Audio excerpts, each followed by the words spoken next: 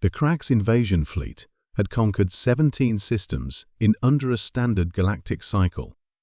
Their crystalline exoskeletons were impervious to most conventional weapons, their ships massive and terrible. General Zuvok, Supreme Commander of the Kras Devastation Corps, had personally overseen the subjugation of countless species. These humans and their projectile weapons, Zuvok scoffed, mandibles clicking as he addressed his war council. Primitive metal slugs propelled by chemical explosions. How quaint! His subordinates chittered in agreement. The tactical displays showed Earth's defenses laughably inadequate compared to the plasma cannons and gravity disruptors that had made the Kras the terror of the galaxy. Their military resistance will crumble within days, Sub-Commander Trillax added. Our intelligence reports show no energy shields, no quantum armaments. Just steel, gunpowder, and archaic explosives. Begin the invasion, Zuvok ordered. Start with their military installations. I want this planet secured by the end of their solar rotation.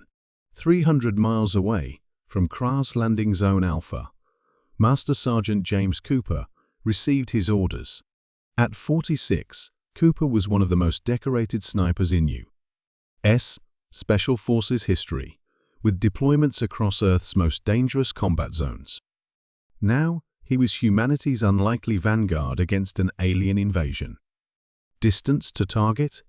Cooper asked, settling into position on a forested ridge.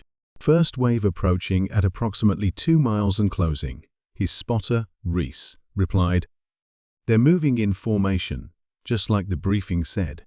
Arrogant bastards don't even seem concerned about cover." Cooper nodded, making minute adjustments to his custom M2100 long-range precision rifle. The weapon was Earth's newest anti-material platform, chambered for the massive 50 BMG round and enhanced with the latest advancements in ballistics technology. Wind, 3 knots, northwest. Cooper's weathered hands made the necessary corrections.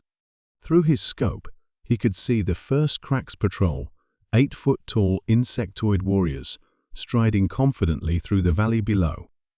Their crystalline armor gleamed in the morning sun, prismatic and beautiful in its alien deadliness. Intelligence had identified one critical weakness in the Krak's physiology, a small neural cluster at the base of their thorax, barely visible through a tiny seam in their otherwise impenetrable armor. Cooper controlled his breathing, slowing his heartbeat through decades of practiced discipline. The lead Krak's commander came into view, adorned with distinctive markings of rank. "That's Sub-Commander Trillax," Reese whispered. "High-value target. Range confirmed at 2,187 yards, Cooper murmured, making his final calculations. "Sending our welcome message." He squeezed the trigger. The bullet traveled for nearly 4 seconds before finding its mark with devastating precision. The sub-commander's thoracic neural cluster exploded, dropping the alien instantly. Before the other Krags could react, Cooper had already chambered another round and taken down a second warrior. Chaos erupted among the alien ranks. Their arrogance had left them completely unprepared for an attack beyond their sensor range. "They're scanning for energy signatures," Reese reported, monitoring alien communications through a hastily developed translator. "They can't comprehend what's hitting them." Cooper methodically eliminated 5 more Krags before they retreated to cover.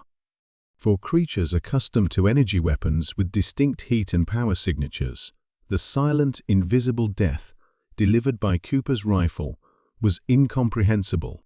Aboard the command ship, General Zuvok received the disturbing report. "Impossible," he raged. "How could primitive kinetic weapons penetrate our armor?" "The humans appear to have identified the thoracic seam," his science officer explained, mandibles twitching nervously. "And their weapons operate outside our detection parameters."